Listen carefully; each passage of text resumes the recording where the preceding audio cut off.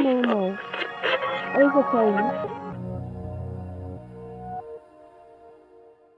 Hello and welcome to Paranormal Overtones. As always, I'm Mike, and tonight I'm joined by friend, cameraman, disembodied voice, and resident skeptic, Craig. Hello.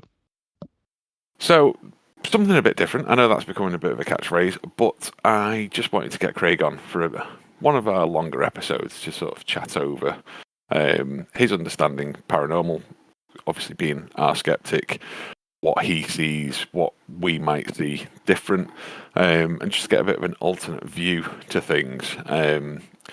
Just thought that'd be something a bit interesting to get his track on things, rather than just being, oh, here's a ghost story, oh, here's what I've experienced. Just get something that's not that, just something a bit different. So thought that might be a bit interesting. So Craig's here. Just want to allay or maybe even destroy people's nice little mental image. Now, we're not sat on a settee with a brew. We're both being antisocial. We're both in our respective offices. We're sat about half a mile apart from each other.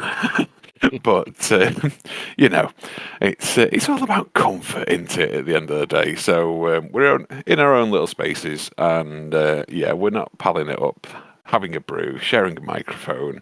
We're doing our own thing. So sorry if that's just shattered your dreams and your illusions there slightly, but yeah, the reality is a bit more boring. But yeah, so before we crack on, just something a bit different. Again, I wanted to play a game with Craig of Good Ghost, Bad Ghost. So are you ready for a very quick fire round of Good Ghost, Bad Ghost? No, not even a little bit, but let's do it. Tough. Okay, so Good Ghost, Bad Ghost. The film Ghost with Patrick Swayze. Bad Ghost. Ghost, the Swedish metal band. Bad Ghost. Ghost Chilies. Bad Ghost. Don't touch them. Ghosts, the BBC TV show. Bad Ghost. Ghosts, the CBS TV show. Bad Ghost. The Ghostbusters franchise. Oh, that's good. Good Ghost.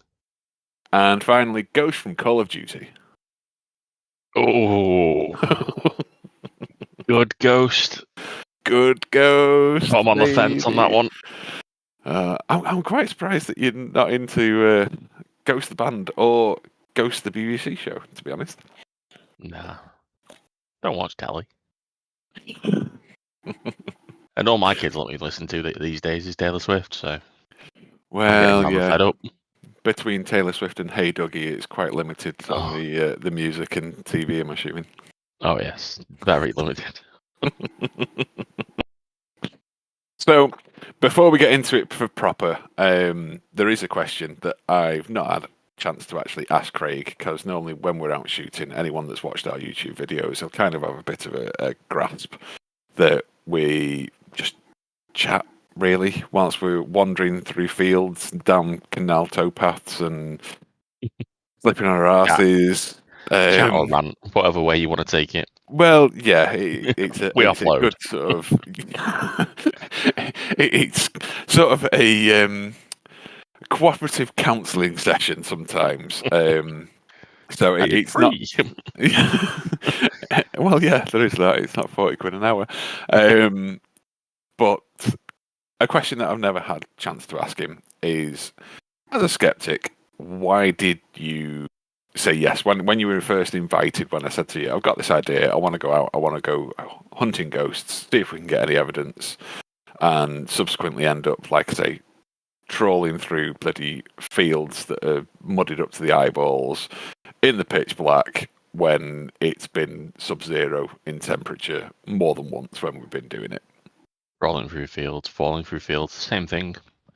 Because you asked. No, I've always been interested in things like that, and you do see things online and stuff, and you're like, nah, there's no way that's real. But not having the opportunity to go out and like chase it up and see for yourself, it's just one of those you take it with a pinch of salt. But no, I do enjoy scary movies and all that sort of stuff. So yeah, when you asked, I was like, yeah, sure, I'm down to see if it's all a load of bullshit or if it's real. So it was curiosity more than anything else. Yeah. Oh yeah, definitely. Yeah, no, it's. I mean, well, like I've said to you, that's why I do it. So if you've not watched YouTube videos before, firstly, why the hell not? Secondly, I am very inquisitive when it comes to the paranormal.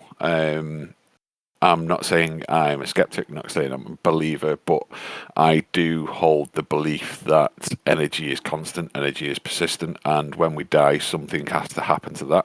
And I don't think that's just a transferal through decomposition into the earth and all that. I think there is something else. Not going to get into the whole weight of the soul debate, which, if you're not aware of that, that's some interesting reading to go off and do. That at the point of death, the body suddenly weighs, I think it's like 26 grams less or something like that. Not sure of the exact figure off the top of my head, but yeah, that's where I sit. I'm intrigued. I think it's possible, and that's why we do what we do. And then Craig is obviously tagging along from a similar sort of viewpoint of morbid curiosity. But I'm assuming he's more likely to want to not discover anything when we're out and about.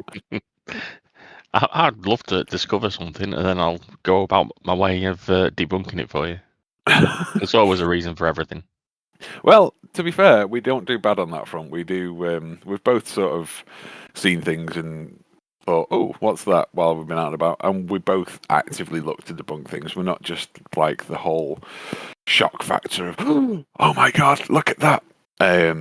As I'm sure you've all experienced on certain TV shows that I'm not going to name names, but some are very much there for the shock factor, for the entertainment factor, and that's not us. We'd rather see you as, well, sorry, have you see us as we are, and that is just a couple of mates that are going out trying to see what we can find. If we don't find anything, we upload it as that.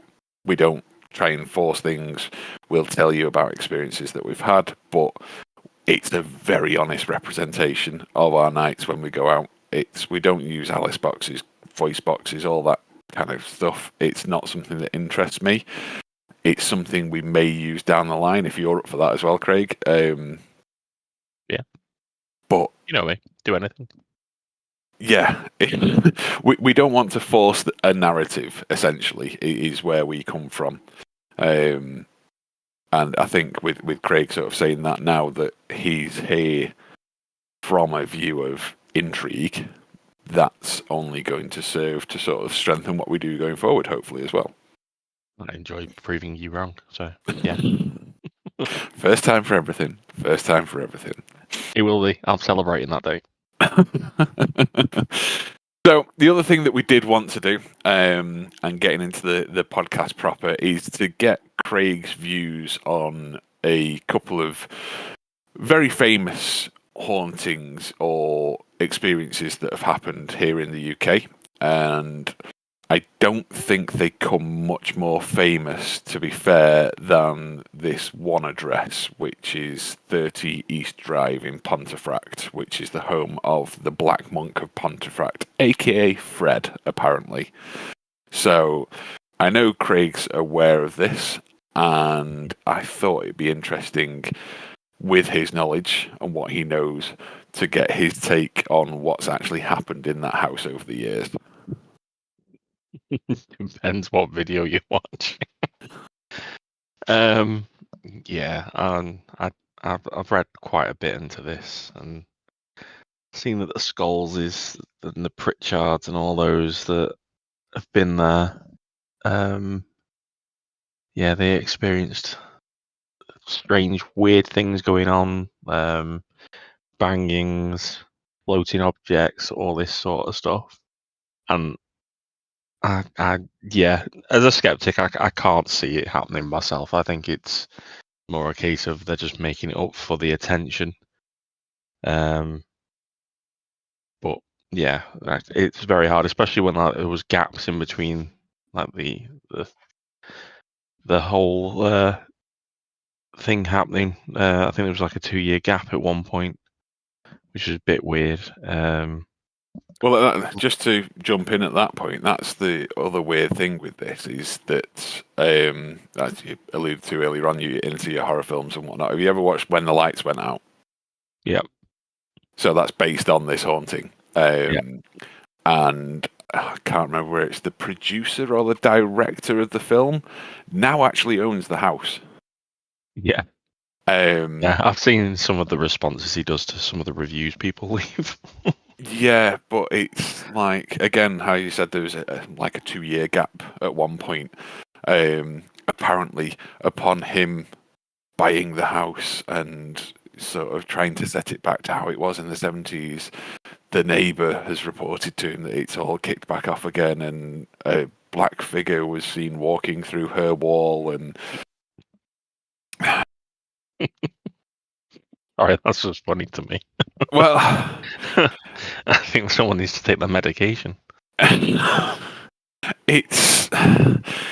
it's all very showy, isn't it? Let's be honest. Yeah. And it's, I mean, obviously we can't say firsthand because we've not been up there, and being blatantly honest, at the prices they're charging for an overnight stay, I won't be going up there anytime soon. I'd rather have a weekend in a log cabin with a hot tub somewhere in rural Wales, if I'm being perfectly honest. Yeah. But it all seems to be very much for show, very like, oh look, this is happening. And again, referencing certain TV shows, there's obviously a very famous incident that happened on a live version of a certain TV show, which is produced by a couple of people that live in the next town over from us. But yeah, I know you've seen at least some of this live episode. What did you make of it, Craig? I mean, this is something that happened a good decade or so ago now, but what did you make of it? Absolutely made up. Yeah, the amount of cameras in there, it was so obvious it was all faked. I mean, the bit where Carl gets pulled back up the stairs, you can see the rope around his waist, for crying out loud. I mean, that right there screams fake. So if that's fake, the rest of it must be fake, because why else would they done it? It was quite convenient that a certain bald-headed crew member wasn't anywhere to be seen in the moments before the alleged pulling up the stairs. Yeah. Oh, yeah. Oh, it's horrific. I can't believe that kind of thing was ever released on TV.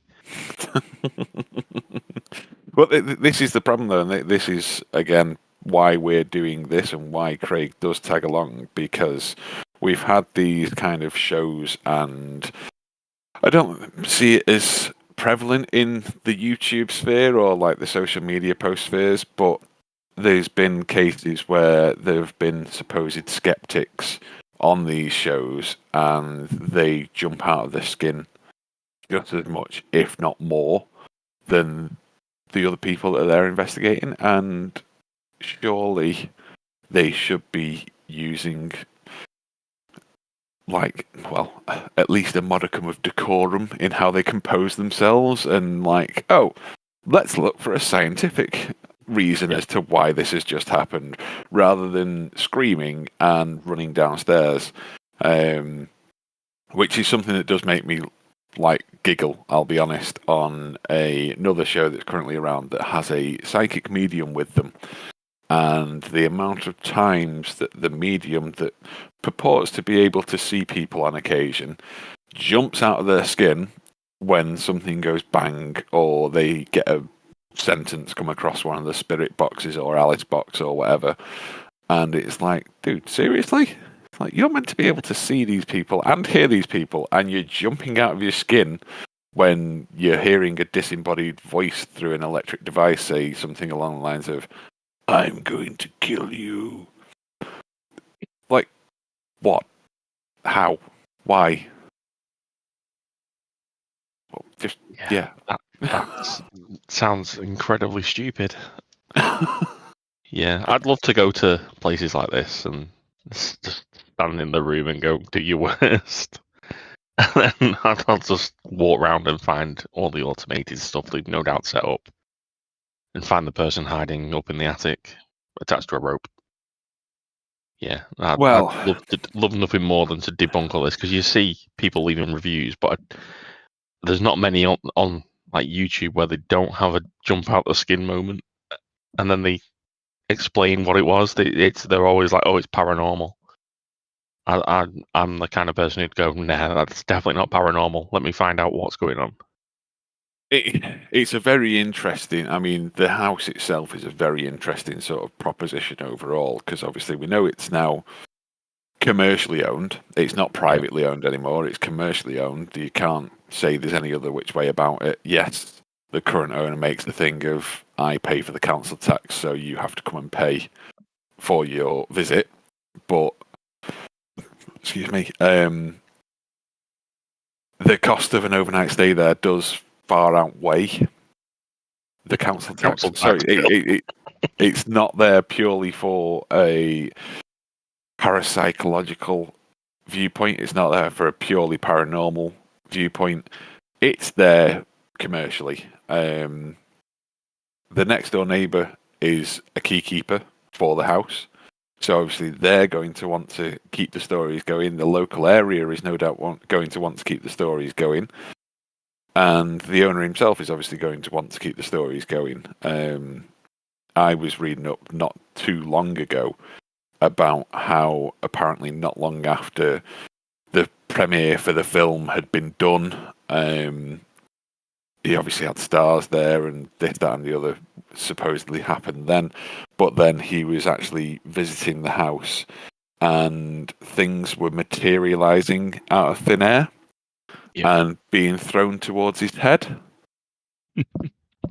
Hard to throw something at his head. But the weird thing is that like nothing ever hit him. Yeah. So apparently he does have the items that were, well, at least one of the items that was thrown at him, but apparently he is in possession of them. But yeah, he owns the house.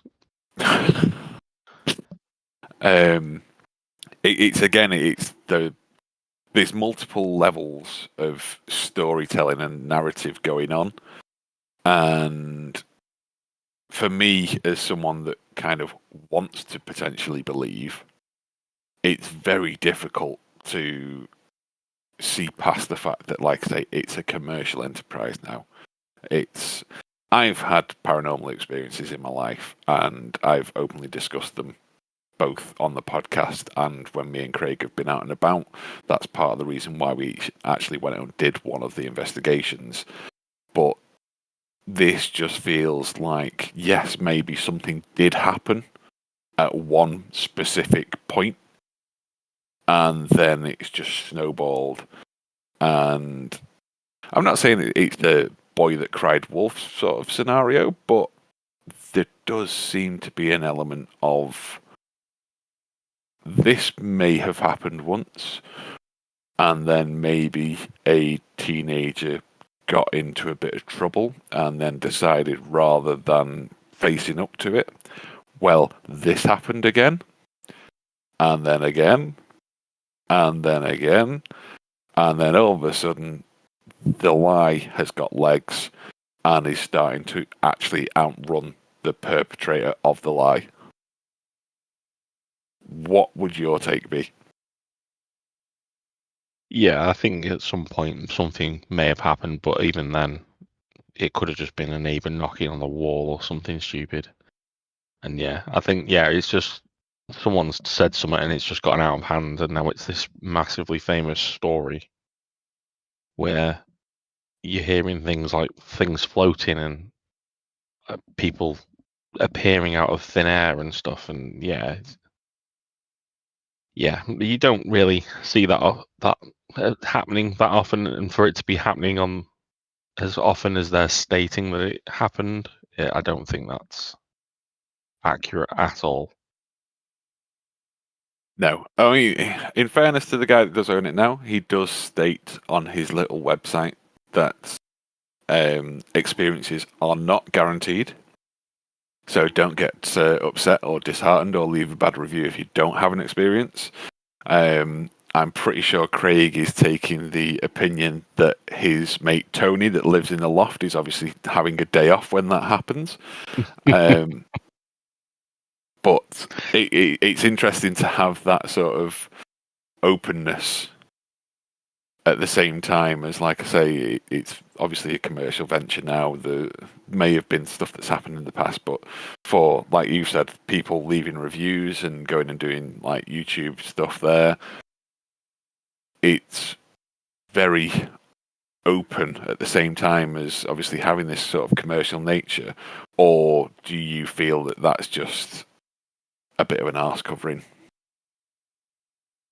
I'd be interested to see if I've not looked in depth at the reviews, so I'd be interested to see if the reviews did say nothing happened. I have a feeling that won't be the case. I think 90%, if not 100% of the reviews will say, yeah, something happened. And like the YouTube videos, none of them ever say, oh, we went here and absolutely nothing happened. It's always something happened. So yeah, I think that's just an arse covering statement on his website. So, in the opinion of Craig, Fred, the Black Monk Pontefract, good ghost, He bad ain't ghost. real. Yeah, he's a bad ghost. He doesn't exist. Well, technically, if you want to split hairs, he's apparently a poltergeist. So it is the most documented poltergeist activity in the UK, apparently. So, but we're putting Fred down as a bad ghost, i.e., figment of someone's imagination. Yeah, I mean, if he's a poltergeist, he's not a very good one.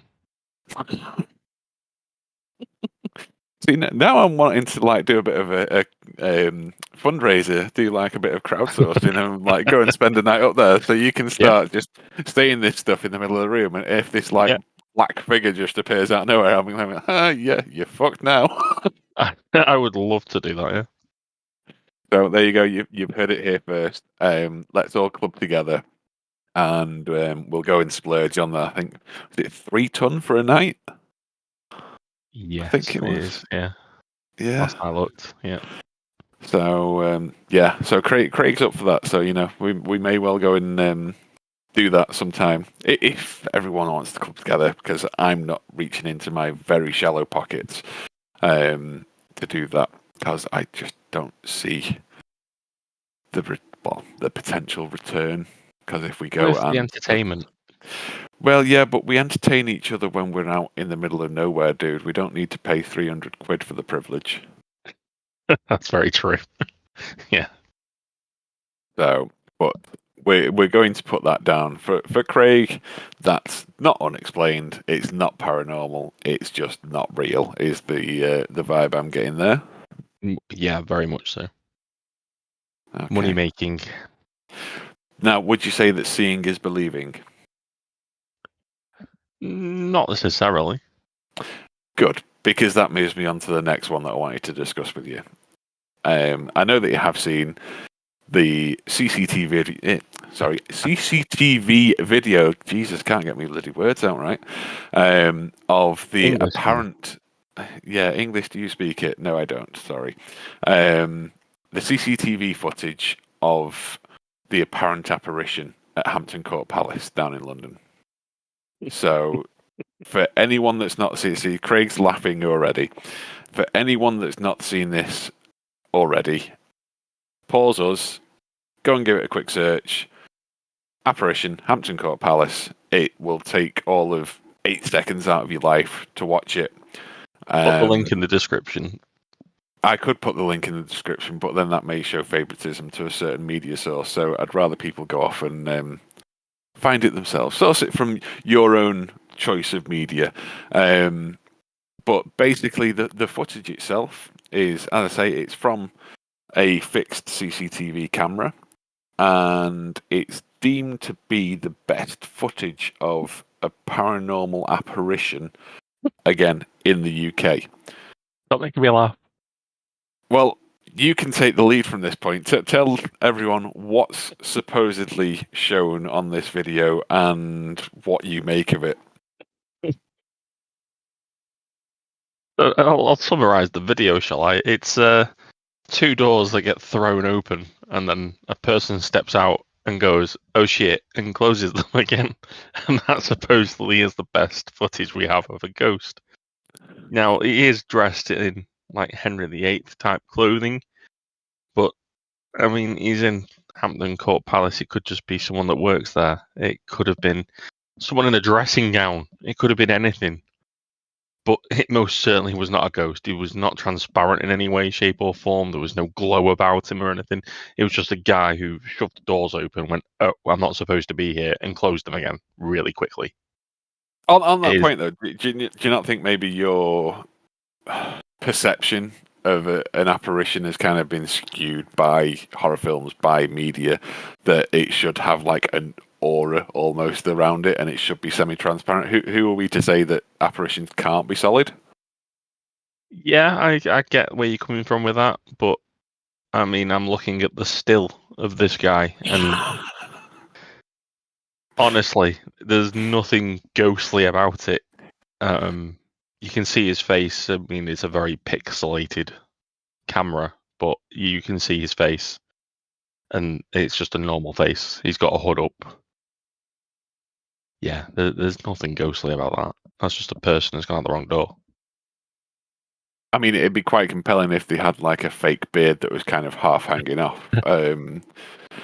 What would a stripogram be called if it was a Henry VIII lookalike? But maybe a Hindu got a little bit out of hand that day and they started pouring at him and he just took the nearest doors to try and get out of there for a minute. Admittedly... Yeah, I mean, surely he wouldn't turn around and go back in.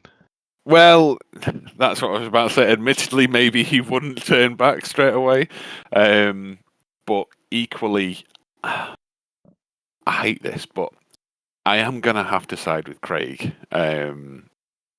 It does just look that maybe it's Rob's first day on the job. He's doing the in-house cosplay as Henry VIII or one of his courtiers, and he's gone to make an entrance into a room.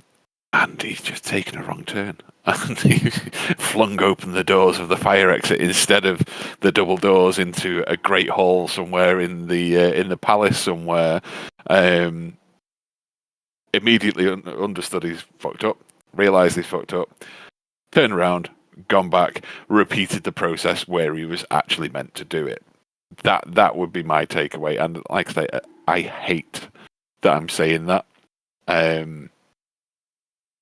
Because I hate Craig thinking that he's right. Well, you say this, I'm rewatching it currently, and I'm doing it frame by frame. And the doors do appear to fly open without him touching them. Because the doors open, and he's nowhere, and I can't tell you, I think his head might be seen in the top window above the door. But you can certainly see his body, and he's about a good 3 foot away from the door.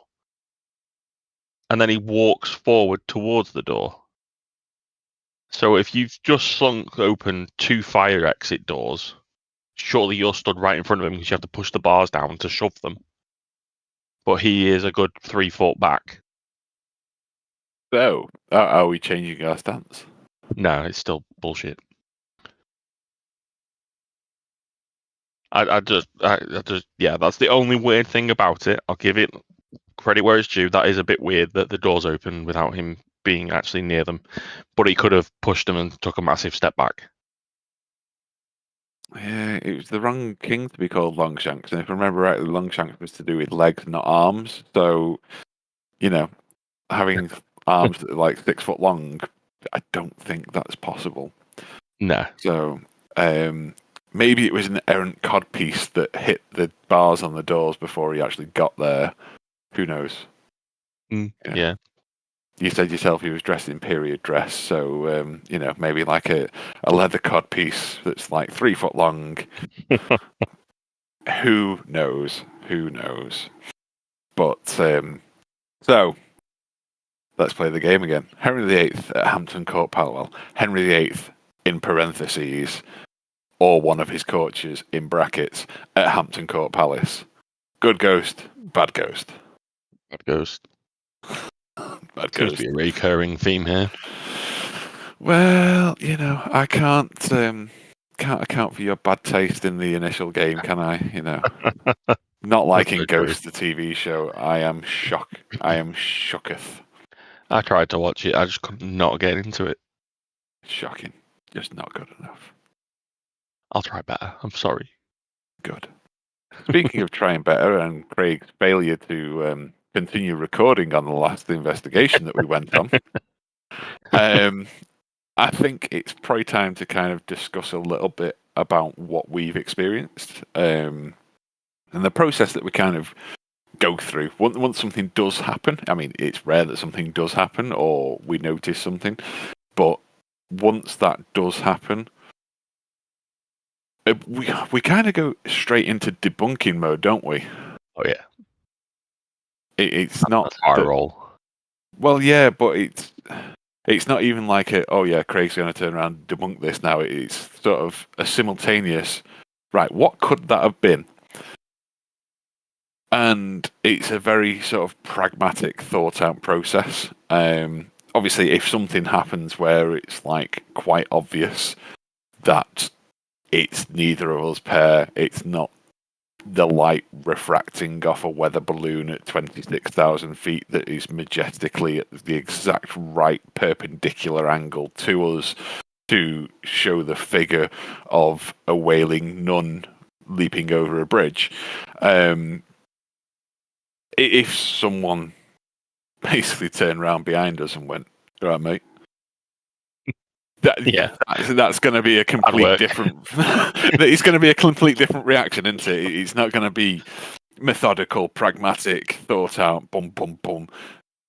Right, this is what we think's happened. That would be a moment of me getting a massive grin on my face, and I honestly don't know how you'd react.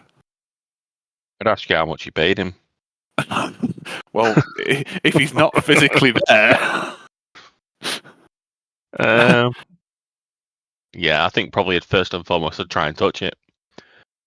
See what see if it is actually like there, and then if it isn't, I'd look for like a light projection or something.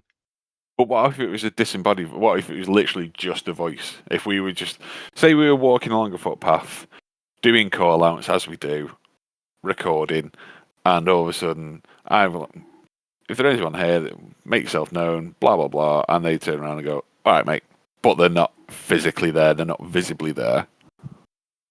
Oh, I'd pat you down and find the recording box that you just pressed the play button on. Yeah, I know. In the middle of the dark. Yeah, that would be weird.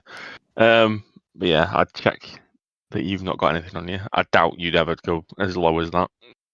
You're not some of these YouTube channels out there.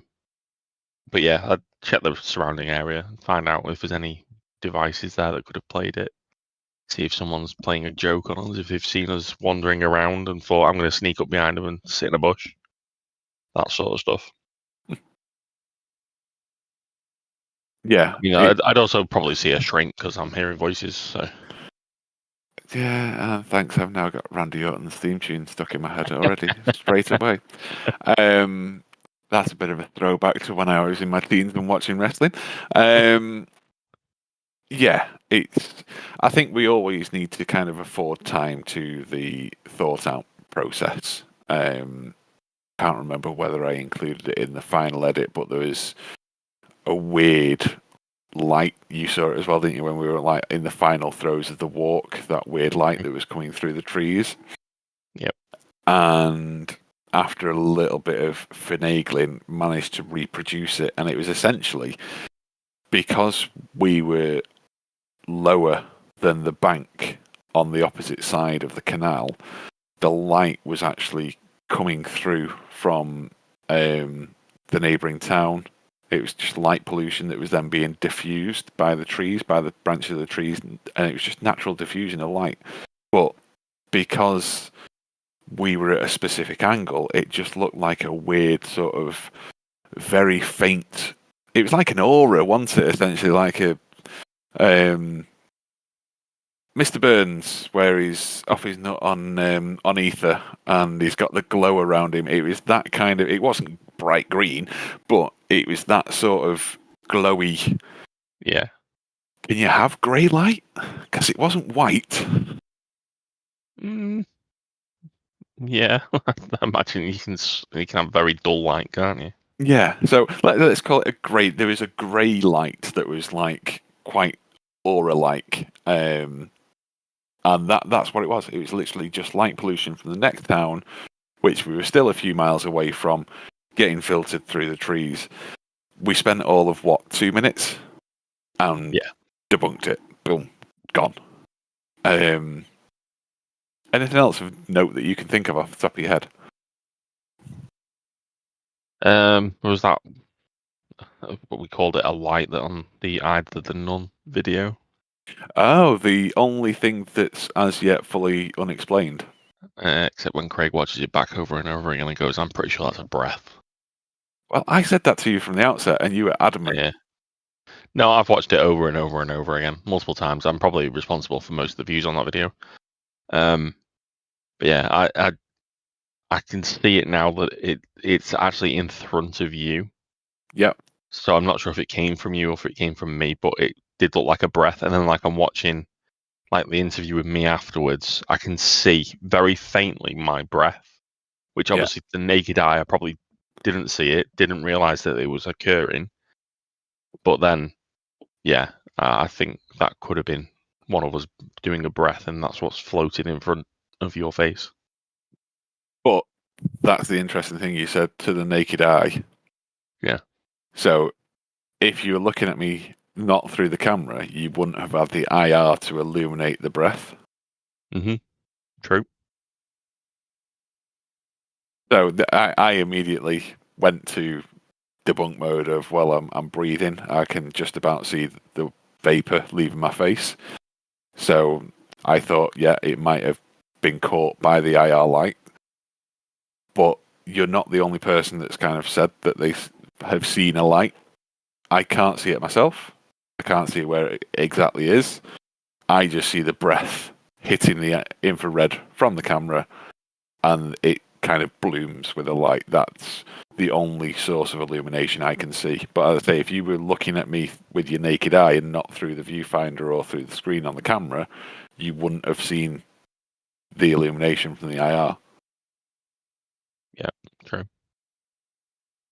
But it is still interesting to me. It's very, very interesting to me that our only unexplained thing that has happened so far and remains unexplained is something that you experienced. Yeah. And I'd love to go back and try it again, but I doubt it'd happen again. Yeah.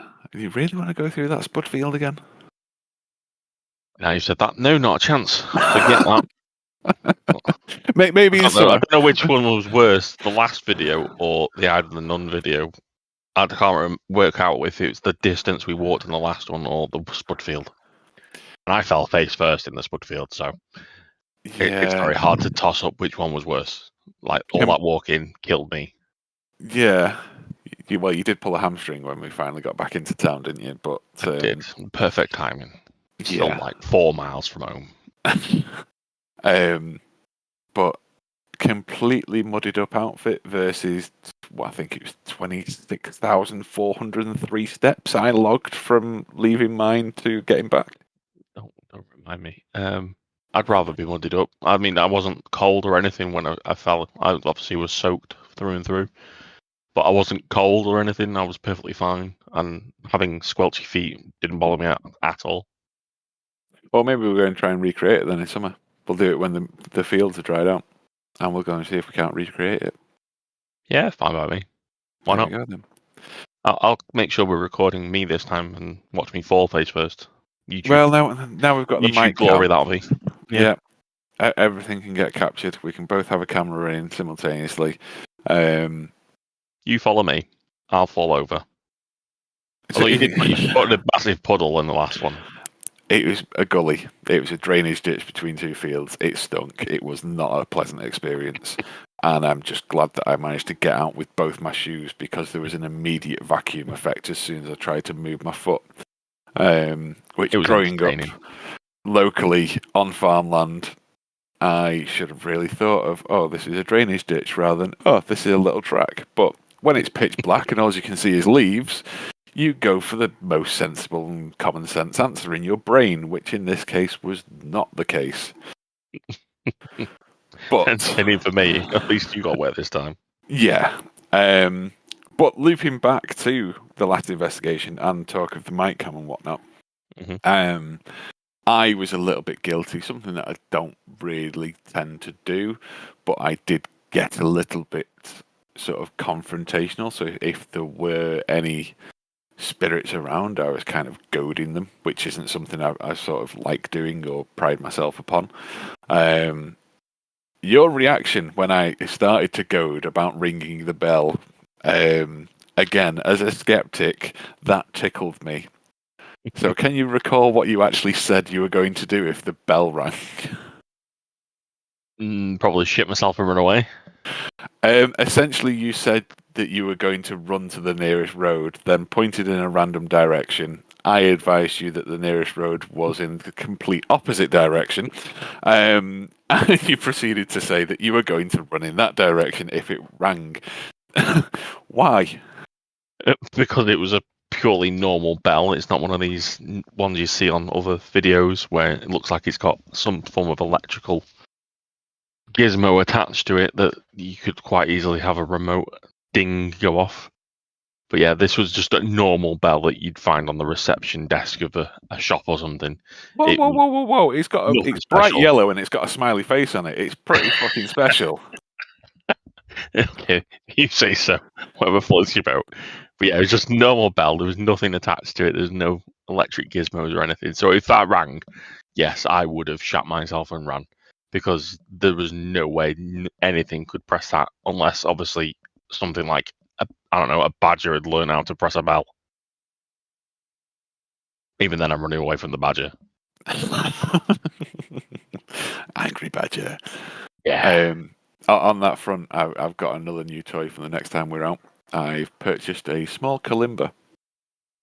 Nice. Yeah. I've purchased a head torch so I can see where I'm going and not have to hold on to the torch, fearing for my life. You've learnt a lesson from the master, have you?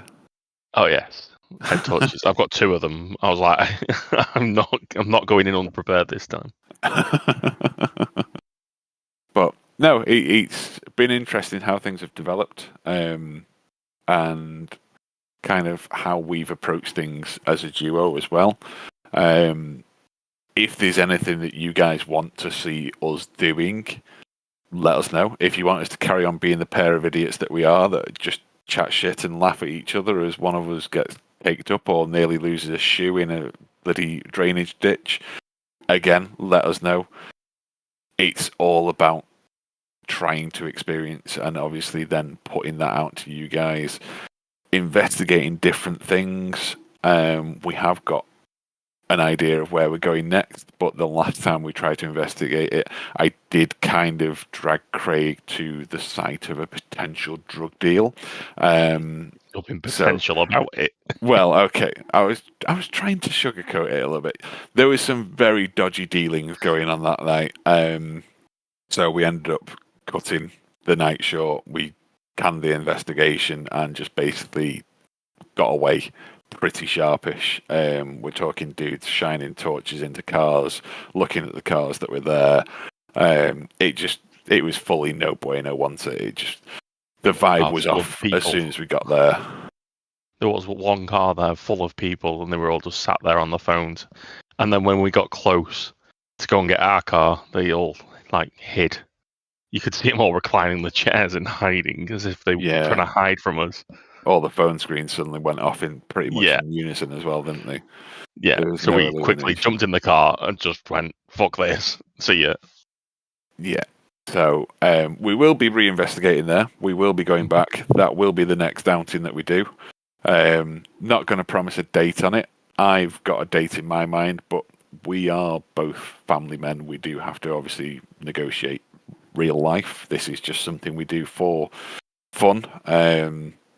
As masochistic as that sounds, but that will be coming. But again, if there's anywhere you want us to investigate, anywhere you want us to look at, we've already sort of stumbled on the idea that, we may go and do 30 East Drive. I'd love to go and do Pendle Hill up in Lancashire, where you've got the Pendle Hill witches, supposedly. I think that would be something really cool to go and do. But do I have to walk up the hill? well, we can't park on top of it, can we? God damn it, he's making me walk again. Just think about your steps. No, I'd rather not. I'd do that afterwards. So, we've got ideas, but we like to hear your ideas. If you've had any experiences of your own, let us know. If you want to join on the podcast and replace Craig and be a bit more open-minded and not as sweary, thanks for making me having to put an 18 plus content tag on this one. Get in touch. Let us know. And please just keep watching, interacting. Give us a like, give us a share. Make sure you're getting notified on YouTube for when we do put new videos up. But for now, as always, I've been Mike. That's been Craig. This has been Paranormal Overtones. Thank you very much for listening. Paranormal Overtones.